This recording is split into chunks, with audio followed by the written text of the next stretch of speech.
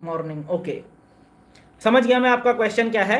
कि आप जो है 8 बजे से 8 बजे तक आप बिजी रहते हैं और उसके बाद आपके पास इतनी एनर्जी नहीं बचती है कि आगे काम कैसे करें। मैं आपको ना प्रैक्टिकल अपनी एक लाइफ स्टोरी बता देता हूँ। हमारी टीम में जब मैं देहरादून में काम कर रहा था ना, एक व्यक्ति थे, उनका नाम था धनीराम। ठीक है, पहाड़ी आदमी थे, काफ़ी मेहनती व्यक्ति थे।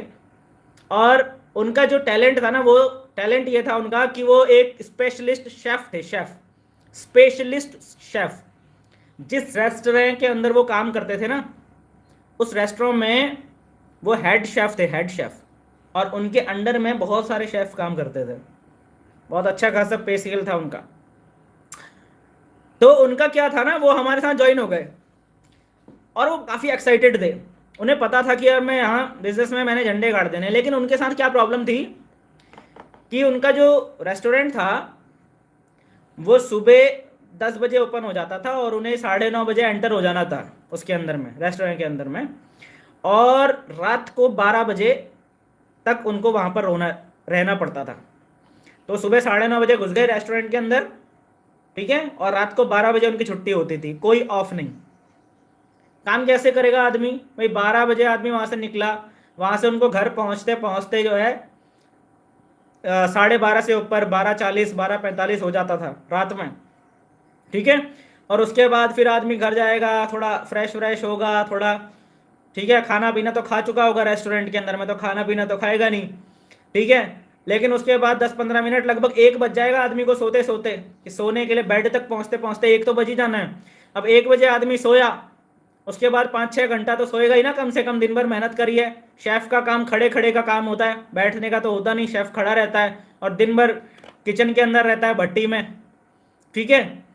तो आदमी जो है कम से कम 6-7 घंटा सोएगा, तो 8 तो वैसे ही बच गया, ठीक है। अब 8 बजे के बाद से लेकर 9:30 बजे तक 1.5 घंटा है उस आदमी के पास में। 1.5 घंटे में उसने नहाना धोना खाना पीना सब करके जो है 9:30 बजे दोबारा रेस्टोरेंट में एंटर हो जाना है। बिजनेस कब करेगा आदमी? टाइम था क्या उस व्यक्ति के पास बिजनेस करने का? मैं बताऊं उस आदमी ने क्या तरीका निकाला, आपको जान के आश्चर्य हो जाएगा उस आदमी का।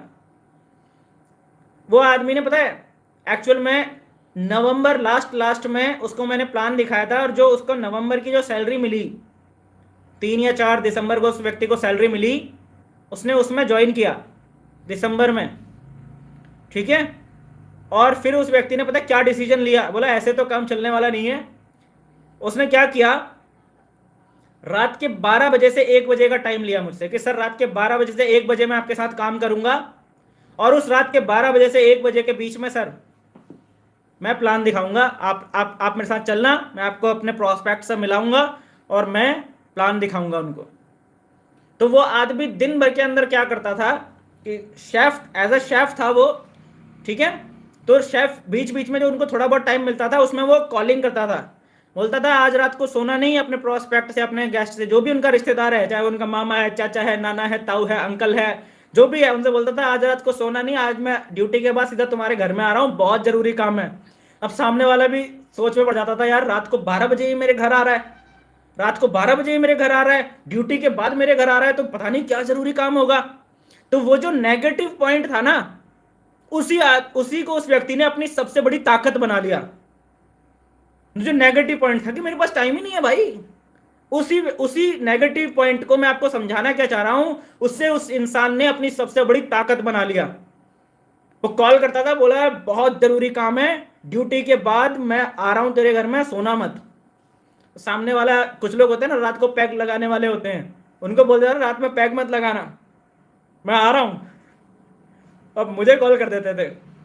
मैंने उस व्यक्ति के साथ में रात को 12 बजे से 1 बजे काम किया है, उस पर्सन के साथ में। क्या उस व्यक्ति का काम हुआ? धुआंधार तरीके से। देहरादून के अंदर वो व्यक्ति मेरे टीम के टॉप लीडर्स में से एक बना। बहुत जल्दी ही वो बंदा फुल टाइम आया, और बंदे ने ऐसे झंडे गाड़े, क्या बताऊं। डेडिकेशन। मैं आपको क्या बता रहा हूं, टाइम प्रॉब्लम नहीं है, क्या आपने इस बिजनेस को अपनी पहली प्रायोरिटी बनाया या नहीं बनाया, ये प्रॉब्लम है। समय की कोई दिक्कत नहीं है, समय निकल जाता है। जो इन जो काम आपके लिए जीने और मरने का सवाल बन गया ना, उसके लिए समय निकलेगा ही निकलेगा, चाहे आप कितने ही परेशान क्यों नहीं है, आपके पास टाइम की कितनी कमी क्यों नहीं है। आपको पता हमारे अंदर इतनी एनर्जी क्यों आती थी? क्योंकि किस्मत से हमें एक पागल अपलाइन मिल गया था। किस्मत हमारी इतनी स्ट्रांग थी कि हमें एक पागल अपलाइन मिल गया था। ठीक है, उस व्यक्ति का नाम था कमलेश। ठीक है, मैं आपको थोड़ा सा उनके बारे में बताता हूं। वो आदमी जो कमलेश व्यक्ति थे, वो जब उन्होंने कंपनी ज्वाइन नहीं करी थी ना, तो कंपनी ज्वाइन करने से पहले वो व्यक्ति किसी से भी बात करना पसंद नहीं करता था। बहुत ध्यान से सुनना क्या बोल रहा हूं मैं, कि वो व्यक्ति किसी से बात करना पसंद नहीं करता था।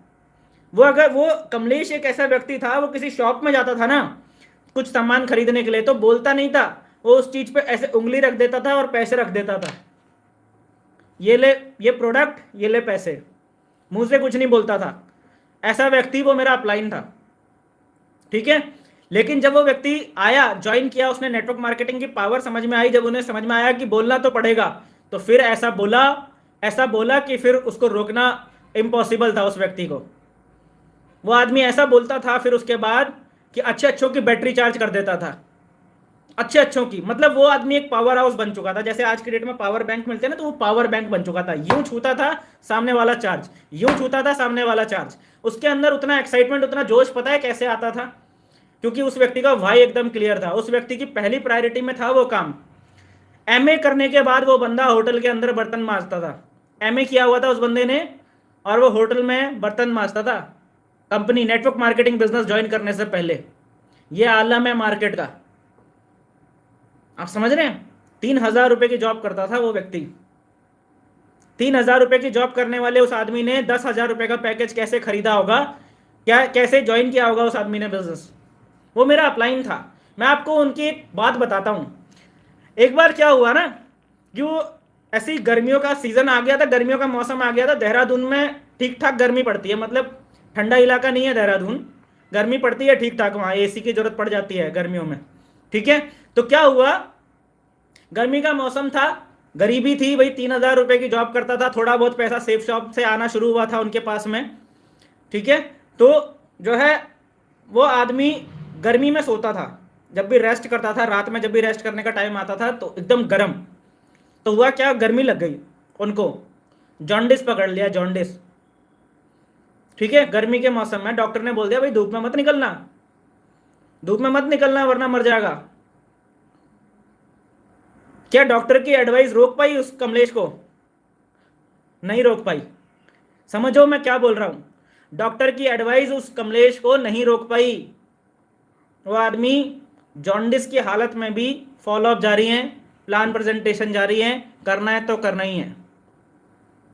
भाई क्लियर था ना? लेकिन पता है क्या हुआ, ध्यान से समझना मेरी बात।